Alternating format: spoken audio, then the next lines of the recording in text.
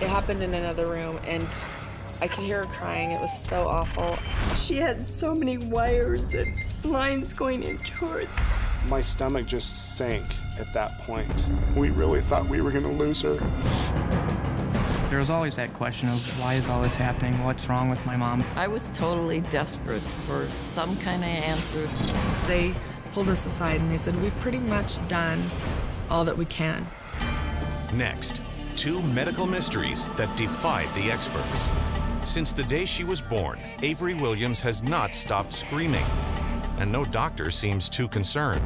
But when her little body begins shutting down entirely, her parents suddenly find themselves in a race against time.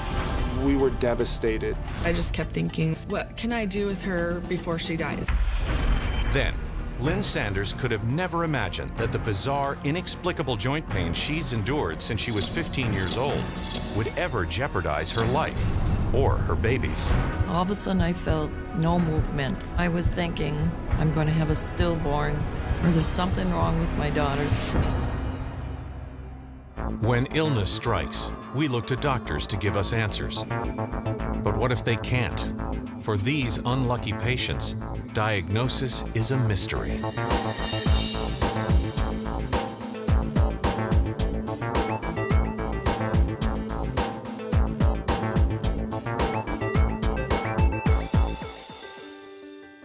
Almost as soon as Idaho Falls natives James and Amber Williams tied the knot in 1996, they couldn't wait to start a family.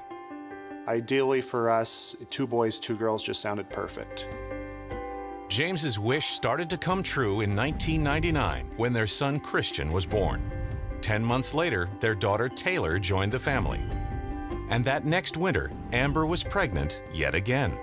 At first, I was kind of nervous because I wasn't quite ready. I had 2 little babies at home, but I knew I could handle it. On August 9th, 2002, the young parents welcomed their second daughter, Avery, into the world. She weighs a healthy 7 pounds, 2 ounces, and immediately captures her father's heart. There's something about daughters even a little bit more than sons as a dad where you just don't want to really say you love them just a titch more, but I guess you kind of do.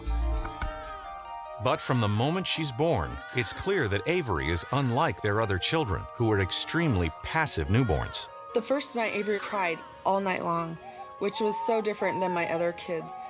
And we kind of dismissed it that she was just maybe a fussier baby than our first 2 had been. The next day, while Amber's trying to calm her daughter down, she realizes that Avery's eyes look very strange. And I noticed that the whites of her eyes seemed to be robin egg blue. I thought, boy, am I imagining this? Alarmed, Amber calls the doctor to find out what's going on. But after giving the infant a thorough head-to-toe exam, he assures the family that there's nothing wrong with Avery.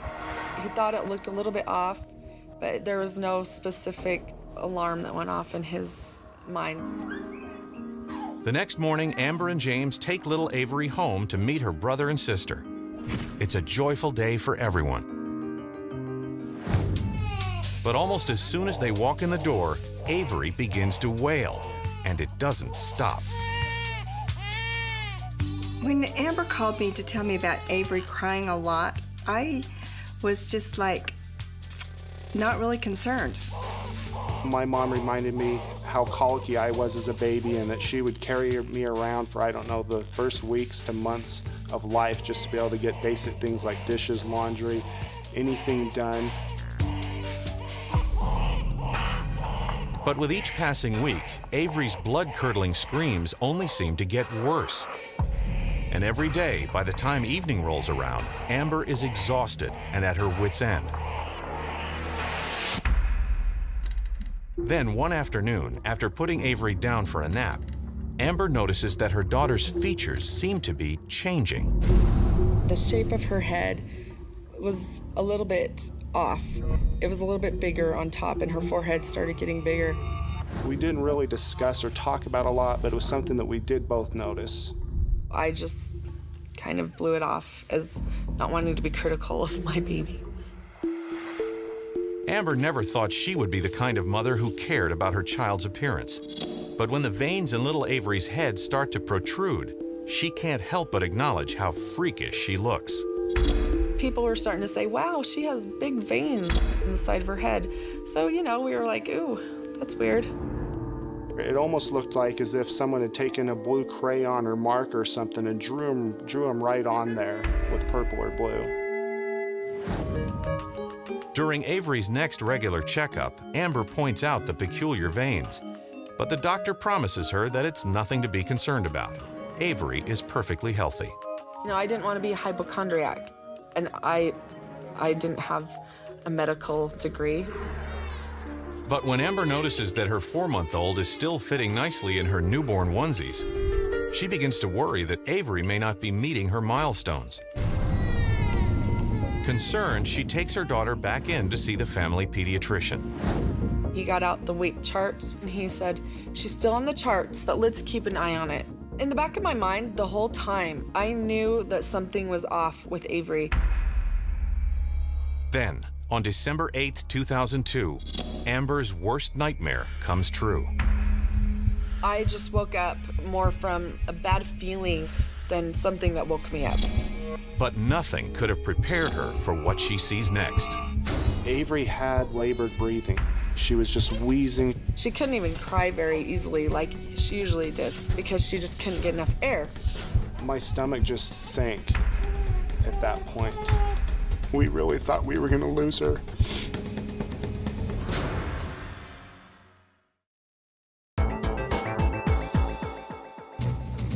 Since the day she was born, Avery Williams has caused a stir. She cries incessantly for no apparent reason.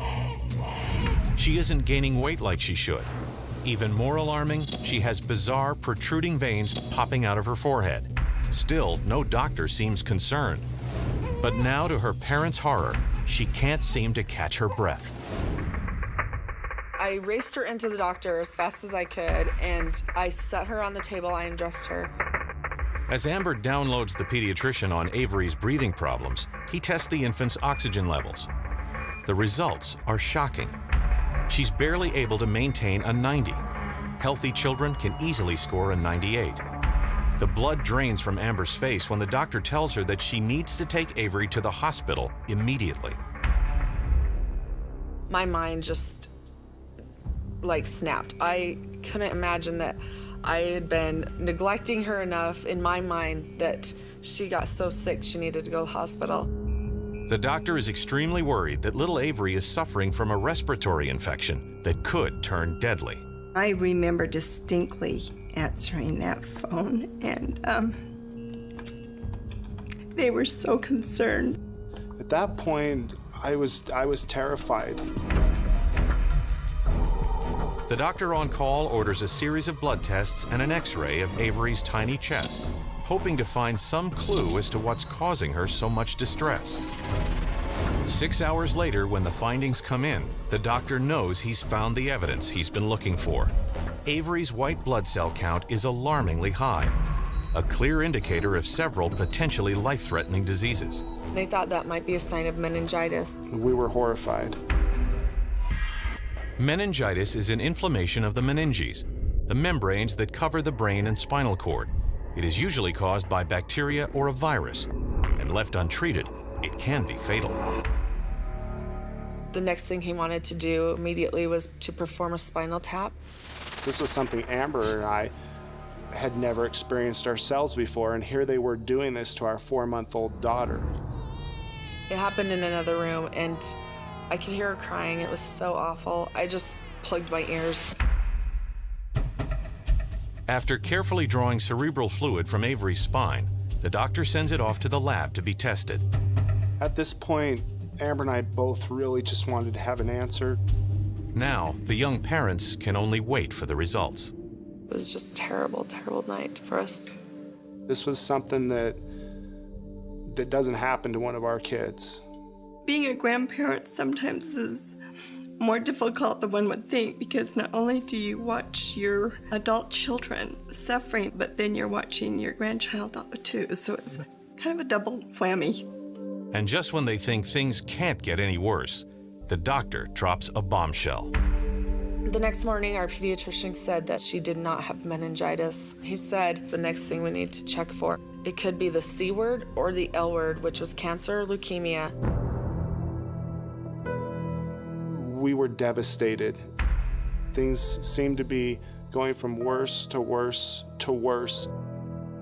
While the news sends the family reeling, the medical team is focused on figuring out the next step in their investigation before Avery's condition gets any worse. At this point, our physicians in Idaho began to consult with doctors in Salt Lake City.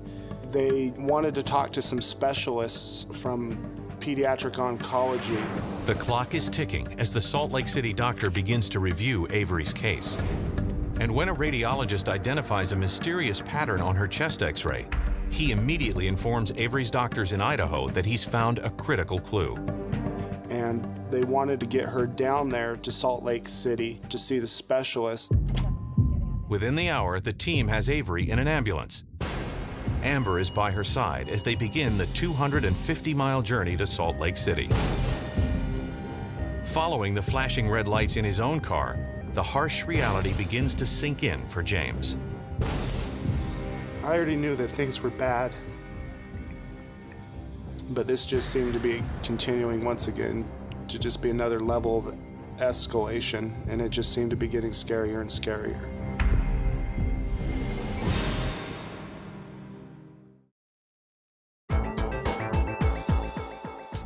For the past 48 hours, more than half a dozen doctors have tried to identify exactly what's causing Avery Williams' little body to go haywire, all to no avail. Now, one doctor in Salt Lake City has a hunch. The problem is, he's 250 miles away. On that ride down, it was all I could do to just try to hold things together emotionally and just get myself ready for what I might be facing when I walked in through the doors. In the meantime, Dr. Michael Pulsifer is anxiously awaiting his tiny patient. He's been carefully reassessing Avery's chest X-ray the Idaho doctors sent over. Avery, she just didn't seem to be right in many ways. As soon as Avery comes through the doors, Dr. Pulsifer starts his own investigation by ordering a new round of X-rays. We repeated X-rays of all of Avery's bones. The X-ray of a normal person has a fairly thick demarcation of solid bone. And inside of that is bone marrow. What you should see is a very white outer layer with this clear marrow space. In Avery's case, it looked like a bone inside of a bone. It was very troubling. While a few of the Idaho doctors initially suspected that the bone marrow anomaly could indicate the presence of leukemia cells, Dr. Pulsifer doesn't think the X-rays fit the typical leukemia pattern. This was a very unusual situation, and we had to figure it out.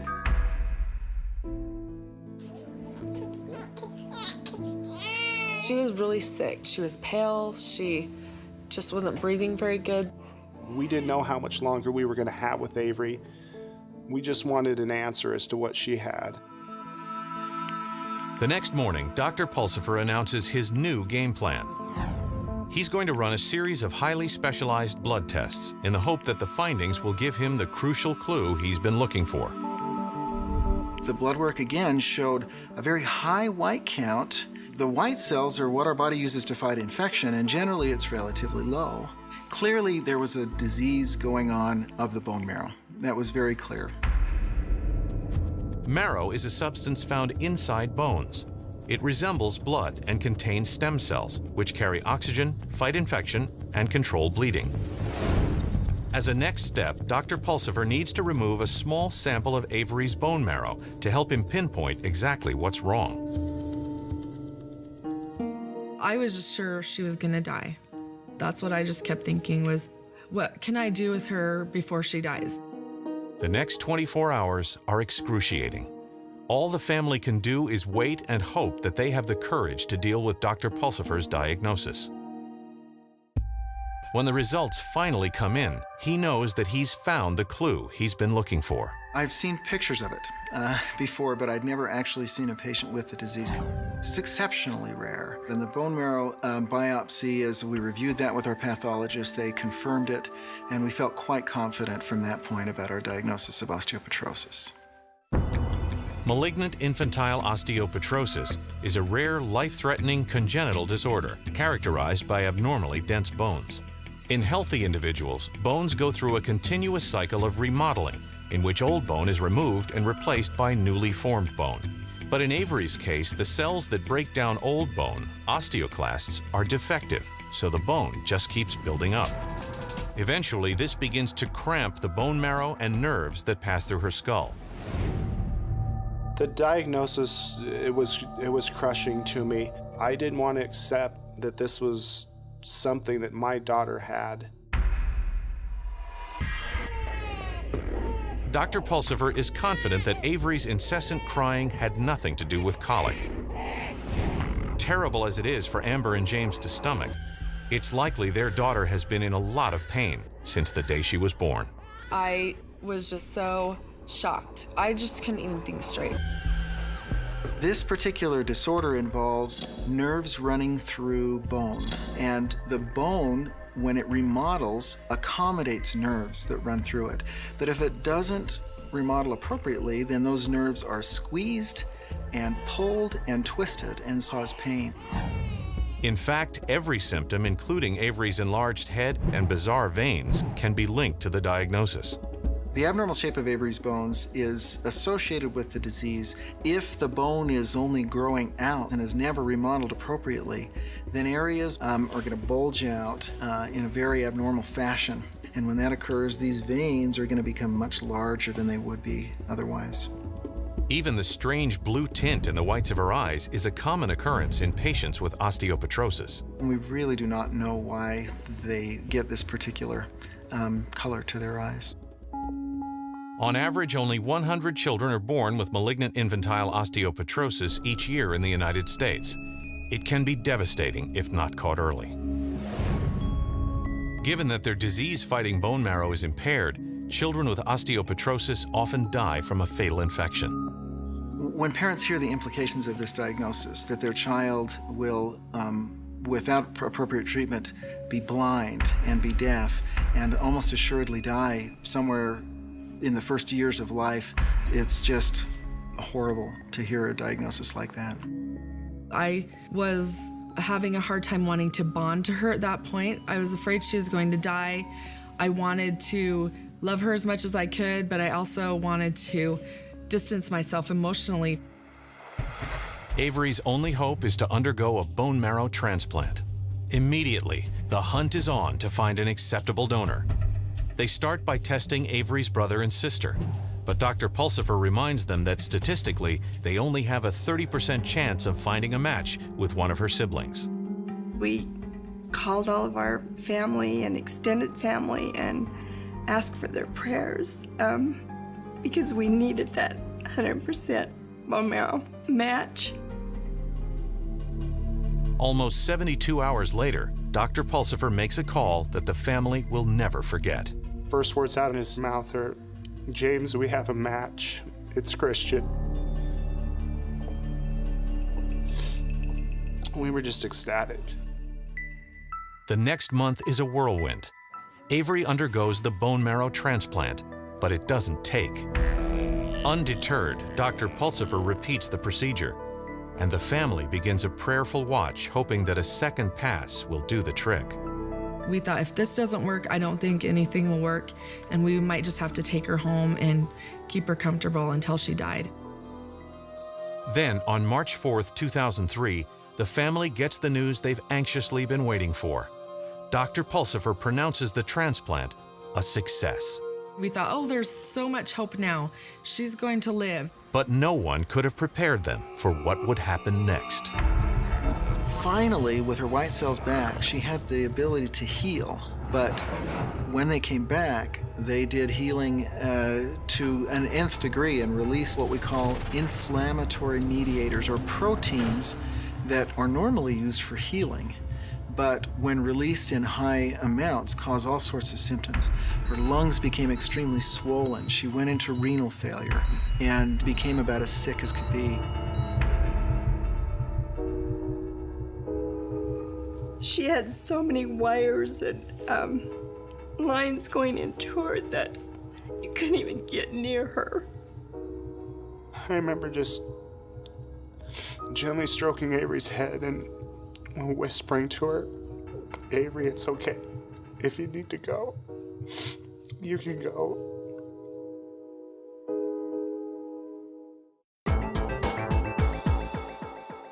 5-month-old Avery Williams is hanging on for dear life. What doctors first thought was meningitis is in fact an extremely rare and potentially deadly bone disease. After undergoing a successful bone marrow transplant, her fragile body has suddenly started to crash, and her organs are failing one by one. They pulled us aside and they said, "We've pretty much done all that we can." She was extremely sick. We did not expect her to make it.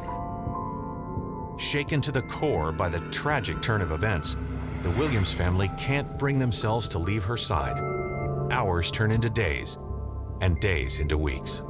We really began to question what the end point for Avery was going to be. Then, 100 days after she was first admitted to the hospital, Avery does something no one ever expected. She opened her eyes and she started just making these sounds, which she hadn't done for months.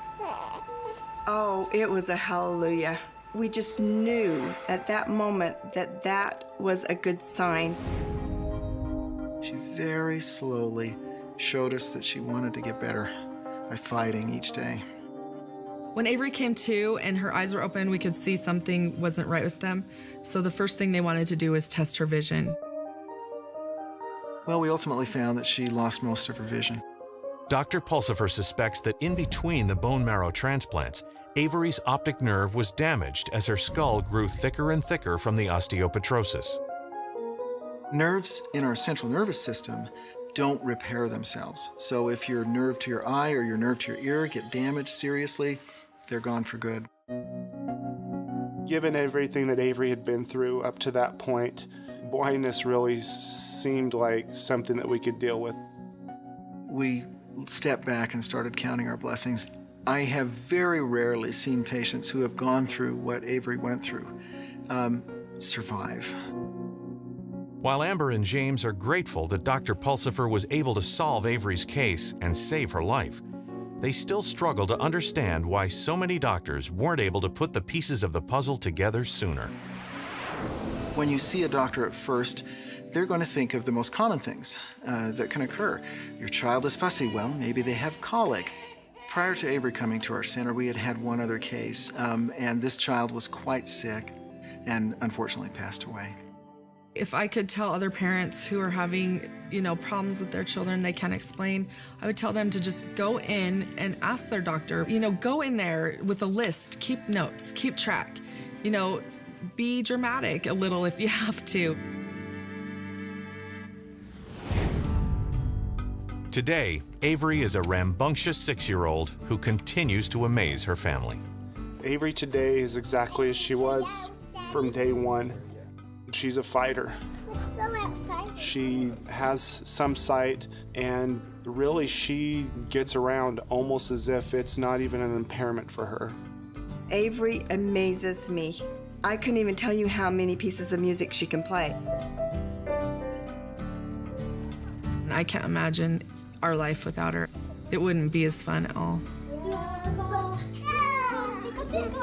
My hopes for Avery, I want her to live a healthy, long, productive life, surrounded by the people that love her most.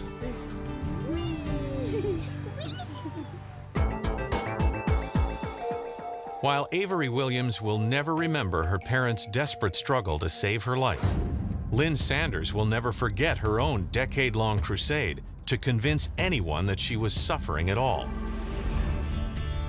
In the spring of 1974, 15-year-old Lynn Sanders had a reputation as one of the best swimmers in the small Wisconsin town she grew up in. I medaled in the Parkland Conference when you swim against all other high schools, and I took 3rd place in breaststroke, which I was really proud of.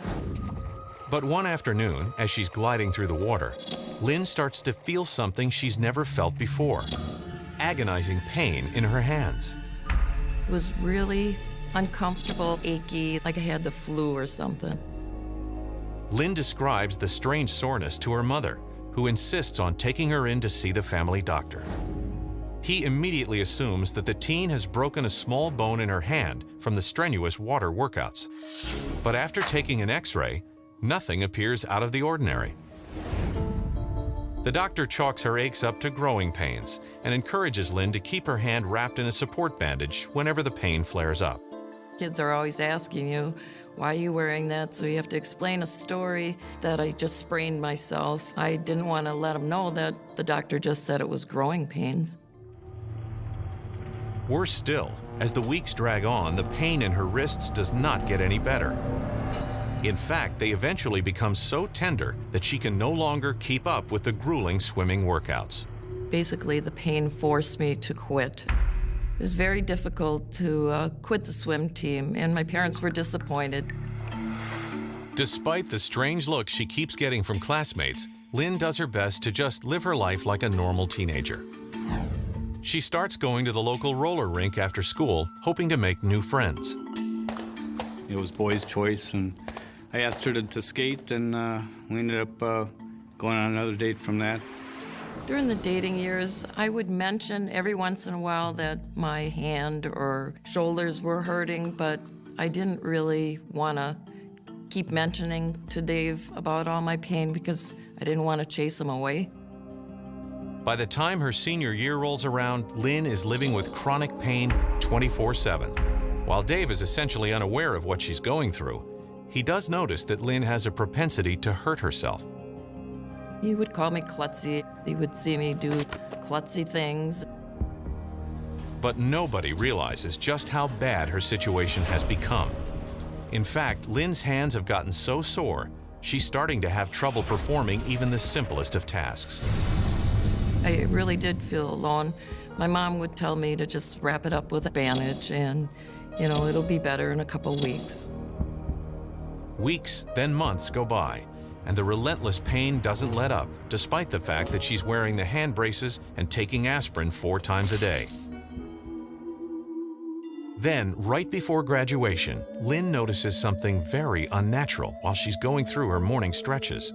My elbows looked different. They rotated weird. I was not aware that Lynn had hypermobility of her joints. It wasn't something that she shared with me or really anyone. But soon after the young couple gets married in 1978, Lynn can't hide her condition from Dave any longer. I worked at a daycare. I had a hard time lifting the 2-year-olds. I could feel my shoulders starting to pop out, and I could literally hear it pop. And it would actually, what they call wing out. It would almost separate from where it's supposed to lie and lie flat. I would get horrendous pain. When she can't take it any longer, Lynn quits the daycare and takes on a more low-key desk job. But the daily repetitive office tasks soon begin to take a toll on her as well. It was getting harder for me to button my buttons on my blouse, turn doorknobs, lift up things with my hand. Finally, Dave insists that she see an orthopedist to find out once and for all what's wrong with her. Basically, he comes in the x-ray room and he pulls my hand and separates my wrist during the x-ray, and no other doctor ever did that. Next, he gives her an extremely thorough exam and even has her perform a series of manual exercises to see how her bones react to movement. When he was doing the stress test, it was really a horrendous pain. My hand bone basically separated a lot from my wrist bone. The doctor explains that Lynn's fragile ligaments are so stretched out, they're literally unable to keep her bones in place anymore. This allows the dozens of bones in her hands to rub up against each other, causing friction and excruciating pain. My ligaments were stretching out, and he needed to shorten those ligaments up. He decided that he could do a surgery. Desperate to make the pain go away, Lynn agrees to the surgery. And 2 months later, she feels something in her hands that she hasn't felt since she was 15. Nothing. The wrist felt so much better, and it made me feel 10 times better knowing that this doctor actually I believe, got down to the bottom of the problem. Over the next 4 years, Lynn undergoes 7 surgeries on various joints. It's the only way she's able to keep the pain at bay.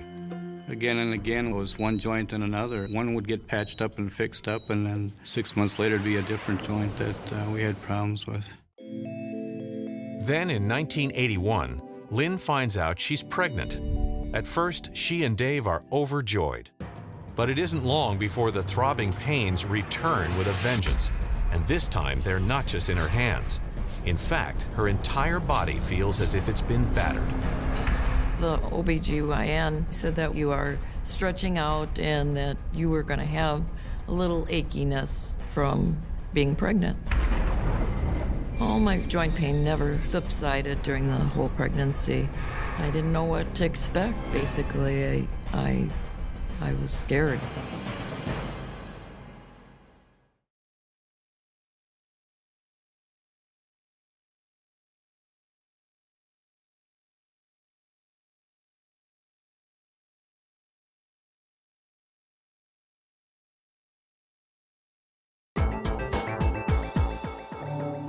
Expecting for the first time, Lynn Sanders has been enduring debilitating joint pains that her doctor has repeatedly insisted are a natural part of pregnancy.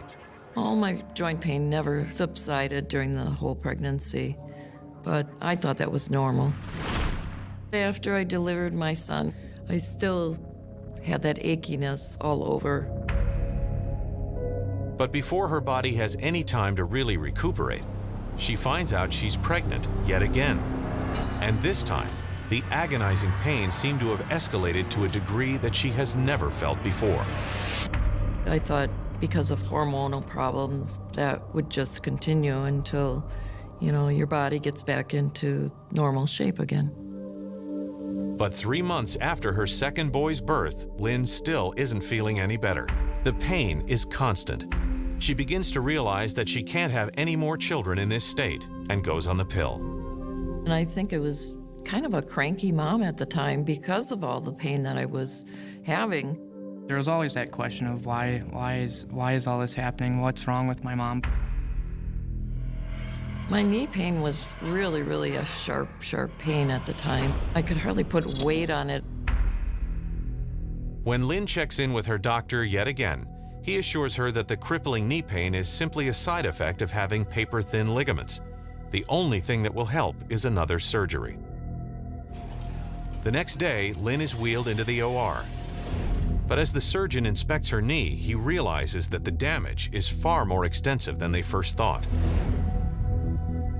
After completing the complicated surgery, he instructs the team to put her in a full leg cast to help stabilize her fragile knee.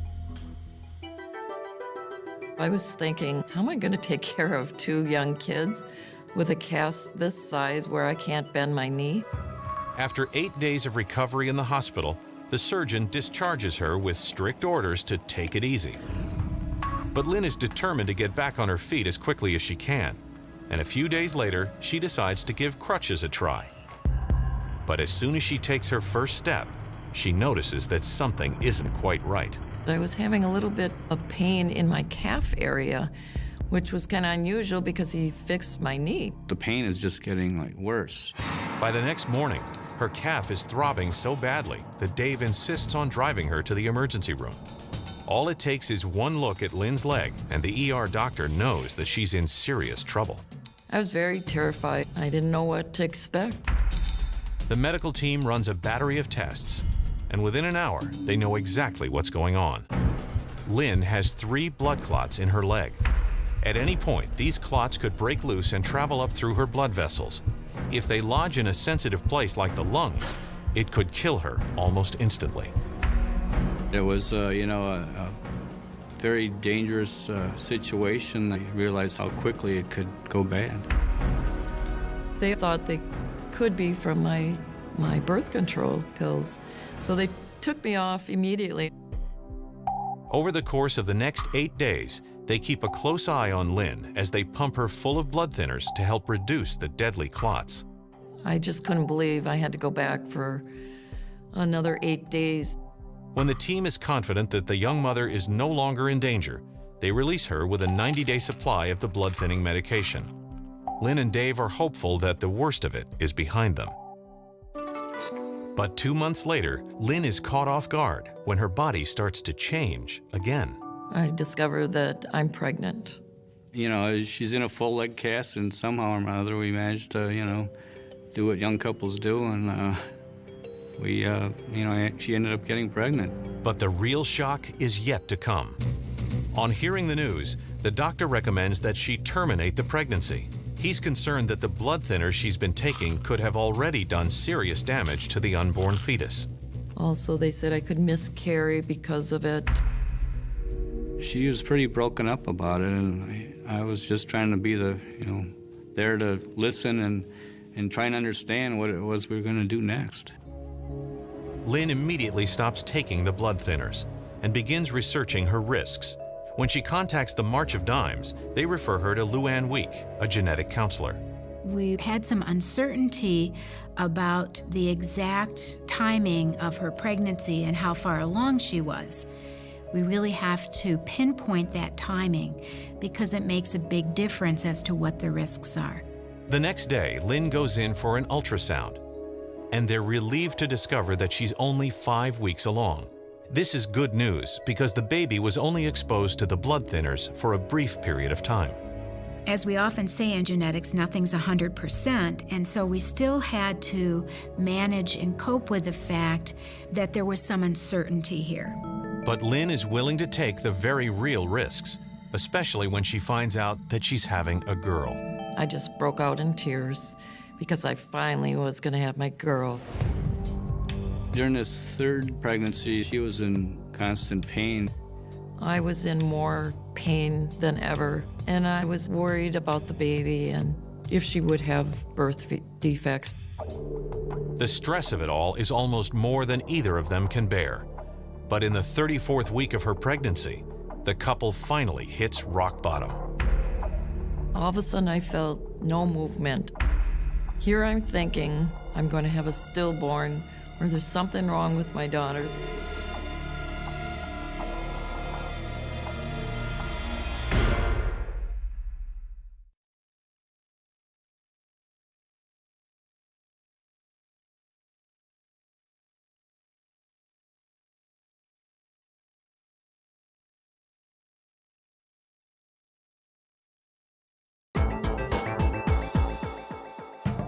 Most of the people in Lynn Sanders' life think she's a klutz. They have no idea that the 28-year-old has persevered for more than a decade with chronic and debilitating joint pain. I had neighbors actually making fun of me, saying, well, what are you going to have a cast on this time? Then, during the 8th month of her third pregnancy, the baby stops moving, and the young mother knows she needs help. I immediately went to my OB/GYN. He told me that I was in labor, basically, and that I was going to have the baby 6 weeks early. It's a tense 6 hours of labor, but on March 18, 1986, Jessica Sanders is born. And even though she's premature, doctors assure Dave and Lynn that she's perfectly healthy. But Lynn is still very worried that the blood thinners could have affected her baby girl in ways that aren't yet apparent. So she checks back in with Luann Week, her genetic counselor.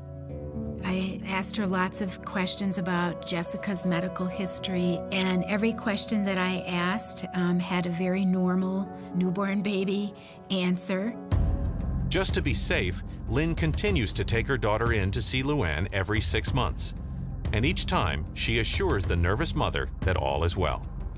At Jessica's 3-year checkup, it becomes clear that the genetic counselor is far more worried about Lynn than her daughter.